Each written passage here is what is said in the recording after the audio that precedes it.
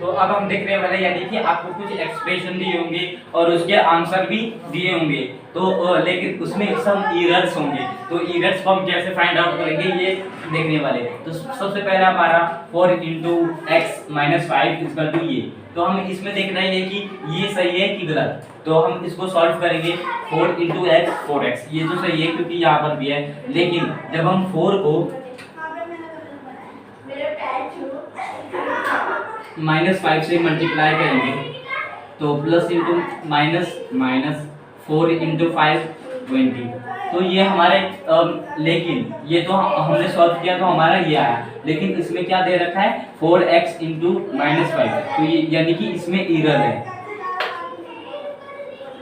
और इसको आपका आंसर भी लिखना है, तो आंसर हमारा हो जाएगा 4x इंटू 20। दूसरा है हमारा x into 3x plus 2 equal to 3x square plus 2, तो इसमें हमें फाइंड आउट करना है कि ये इसके इक्वल है कि नहीं।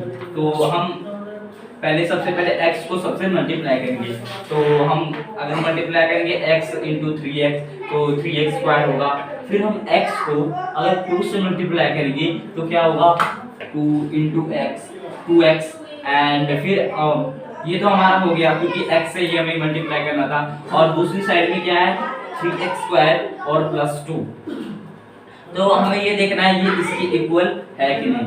तो अगर हम देखते हैं तो यहाँ पर सिर्फ 2 है, जबकि आंसर में क्या है, आंसर में 2x, तो इसमें भी एरर है, एरर नहीं एरर, इसमें भी एरर है। तो आपको ये भी लिखना होगा जो आंसर एरर क्या है, इसमें सिर्फ 2 है लेकिन हमारा आंसर में क्या होगा 2x।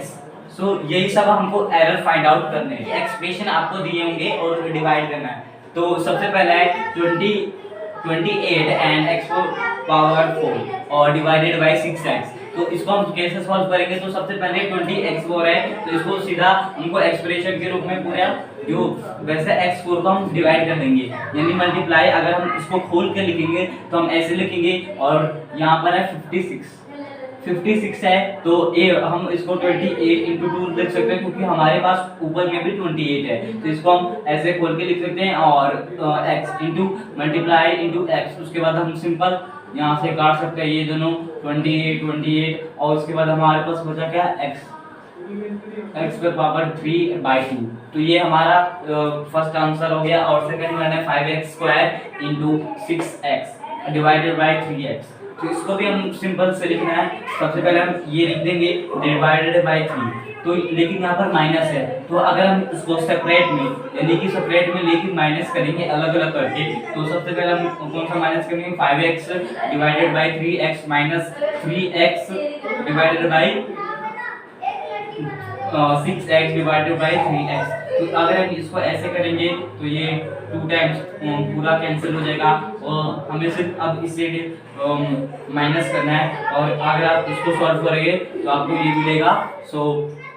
तो अब हम देखने वाला है यानी कि फैक्टराइज, यानी अब इस पे आपको बड़े बड़े एक्सप्रेशन दिए होंगे, तो उसको हम कैसे फैक्टराइज करेंगे। तो पहला हमारा a स्क्वायर प्लस 8a और प्लस 16, तो सबसे पहले हम इसको कैसे लिखेंगे, a2 को तो हम a2 लिख देंगे, और 8a को कैसे लिखेंगे 4 इंटू 2 इंटू a, तो ये हमारा आ जाएगा 8a, और 16 को हम लिख सकते हैं क्योंकि 16 4 का स्क्वायर है। और फिर अगर आप देखोगे तो हमारे पास a2 है, इसको अगर हम a निकाल लिया और इसमें से 4 और इस पर होल क्यूब, मैंने क्यों किया क्योंकि हमने इस जो है फॉर्मूले का यूज किया है। इसमें क्या होता है a square plus b square plus 2ab equal to a plus b का होल स्क्वायर, तो मैंने यही फॉर्मूला यूज किया है, यही मेथड। और दूसरा हमारा 4b square into 9b square, तो 4b को हम ऐसे लिख सकते हैं क्योंकि 4 का स्क्वायर है, तो मैंने इसको ऐसे लिखा है। फिर 9 को है, 9 भी है 3 का, तो इसको भी ऐसे लिख दो।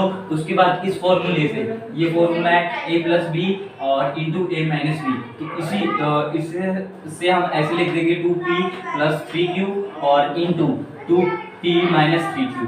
सो ऐसे हमको यानी आपको कोई भी बड़ा एक्सप्रेशन दिया होगा तो इस मेथड से आपको फाइंड आउट करना है।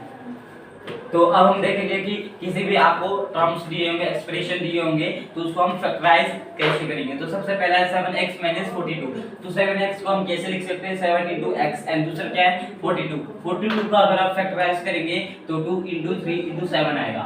और उसके बाद हम अब हमको इन दोनों में से कॉमन निकालना है, तो निकालेंगे तो 7 हमारा कॉमन आ जाएगा और बाकी क्या बचे x और -2 × 3। फिर उसके बाद हमें इनको 7 से अंदर मल्टीप्लाई कर देंगे, तो 7 तो हमारा पहले ही कॉमन निकला हुआ है, और x 3 × 2 6 हो जाएगा। तो ये हमारा पहला फैक्टराइजेशन हो गया, फैक्टराइज हमने किया। दूसरा है 6p × 12q। तो इसको सबसे पहले हम इसको फैक्टर फाइंड आउट करेंगे, इसका गुणनफल निकालेंगे। तो सबसे पहले हम क्या करेंगे 2 × 3 × p, क्योंकि 6p है, इसको हम फैक्टराइज कर दिया जो आप बोलते हो। और नेक्स्ट वन इज हमारा क्या है 12p। 12p को हम कैसे करेंगे, सबसे पहले हम 12 को करेंगे। 12 को कैसे करेंगे 2 × 2 × 3 एंड × q। अब इन दोनों में से हमें कॉमन निकालना है, तो कॉमन अगर हम निकालेंगे तो आप देख सकते हैं ये दोनों कॉमन आ गए। तो हमने इन दोनों को कॉमन निकाल लिया। फिर बचा कौन, p बचा हमारा, और फिर -2, हाँ -2 एंड q हमारा बचा। अब इन दोनों में से 3 × 6 3 × 2 6 हो जाएगा, और इसको हम मल्टीप्लाई करेंगे तो माइनस हो जाएगा, और 2 और q।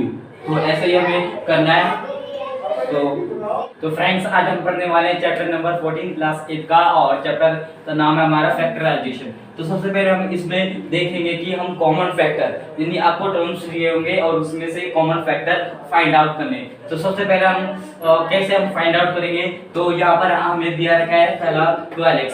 तो 12x को हम ऐसे भी लिख सकते हैं 12 × x, और 36 को हम लिख सकते हैं 12 × 3। तो ये हमारे हो गए, इसको हमने तोड़ के लिख दिया मल्टीप्लाई करके। तो फिर अगर हम इसको प्लस ऐसे में करके लिखते हैं तो हम ऐसे लिख सकते हैं, क्योंकि ये इन दोनों का मल्टीप्लिकेशन करके हमने लिखा था।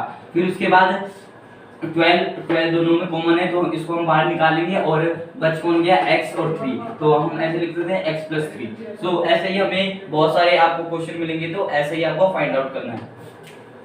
अगर गाइस आपको जो मैंने आपको पढ़ाया, अगर उसमें आपको किसी टाइप का डाउट है तो आप हमसे कमेंट सेक्शन में पूछ सकते हैं। और like and share our video and subscribe the channel. Thank you very much.